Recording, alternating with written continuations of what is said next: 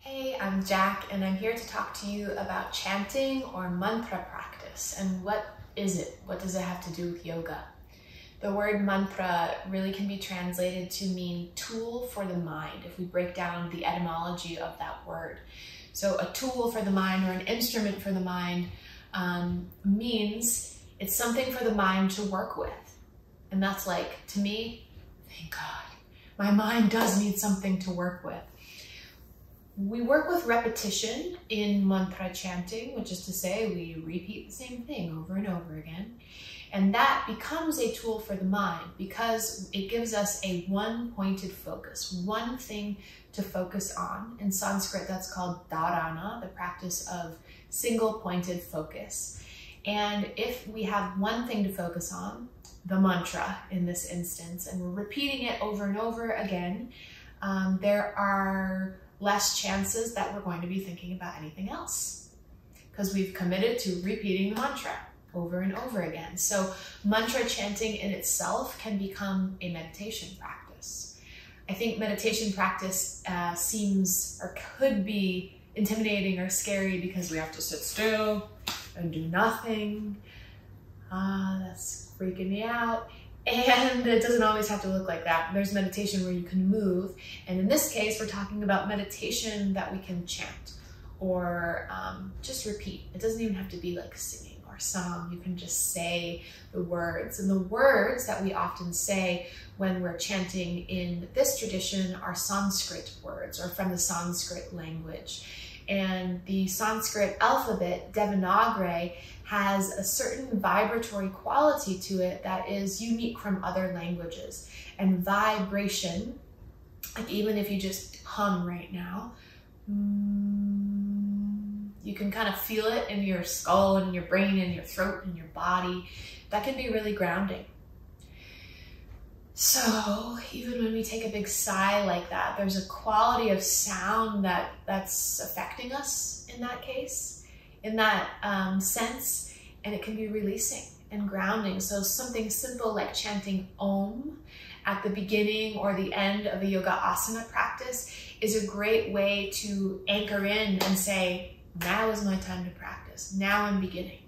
Or at the end of class, like I'm sealing it in and I'm getting really clear.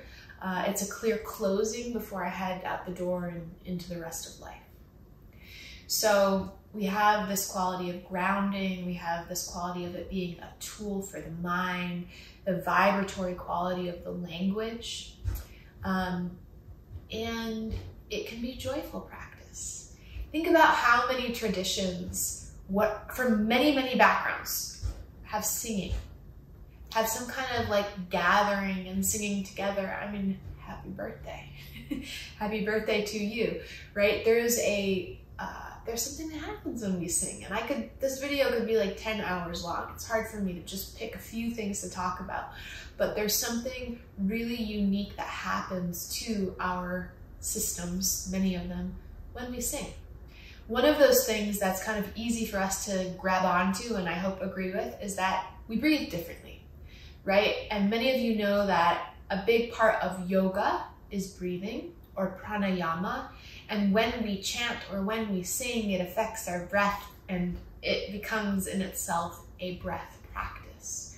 So let this be a snapshot of many of the benefits and the whys that one might choose to add chanting or mantra into their practice. And if you'll join me for an Om, we can try it out together. So take a seat.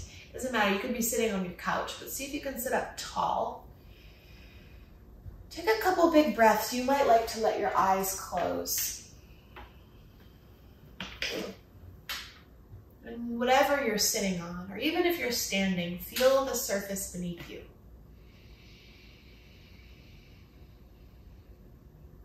Take an exhale with an open mouth and a little sigh, a little sound right there.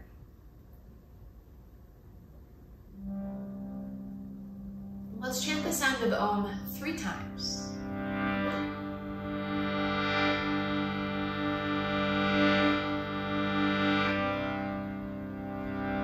Take a breath in.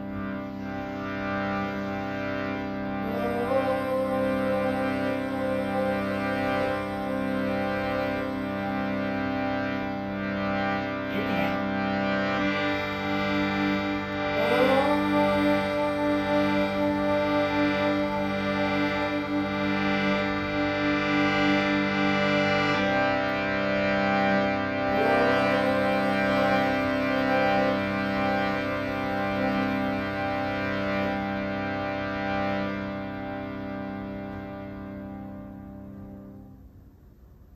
to bring your palms to press together.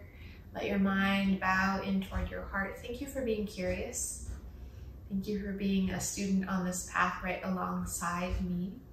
You can let your eyes open, relax your hands. If you're curious about learning more about chanting and all of the other fascinating aspects of this practice, please join Cole and I and some other magnificent, truly magnificent teachers on a 200-hour journey to dive deeper into getting to know ourselves through yoga. Thank you so much. We'll see you soon.